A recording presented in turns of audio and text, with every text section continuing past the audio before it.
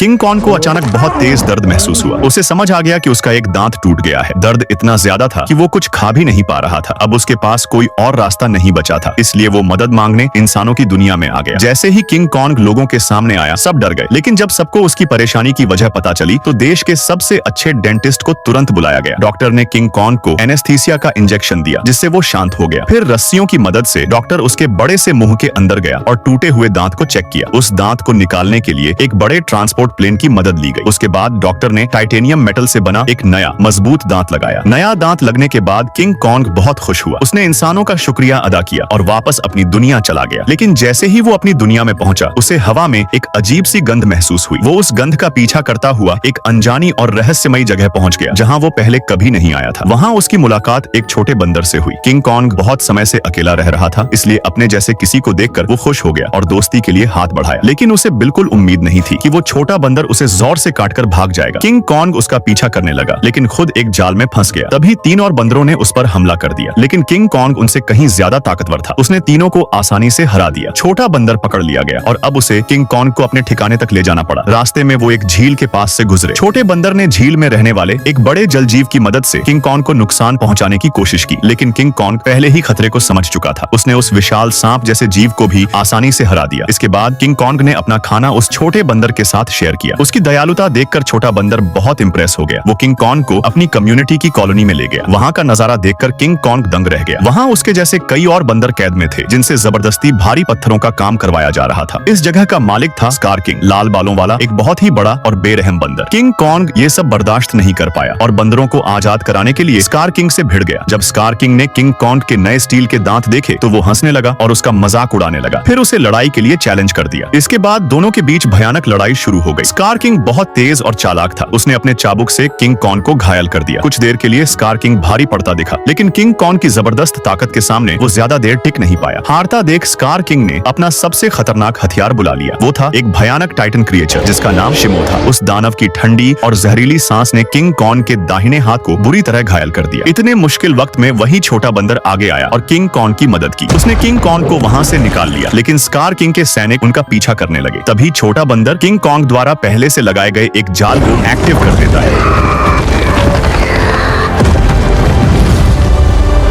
और दोनों अपनी जान बचाकर भाग निकलते हैं। अब बुरी तरह घायल किंग कॉन्ग छोटे बंदर की मदद से एक बार फिर इंसानों के पास पहुंचता है। इंसान फिर से उसकी मदद के लिए आगे आते हैं। वो किंग कॉन्ग को नया हाथ तो नहीं दे पाते, लेकिन एक खास मशीन की मदद से उसके हाथ को पहले से भी ज्यादा ताकतवर बना देते हैं। इस तरह इंसान एक बार फिर किंग कॉन्ग की मदद करके अपना फर्ज निभाते हैं।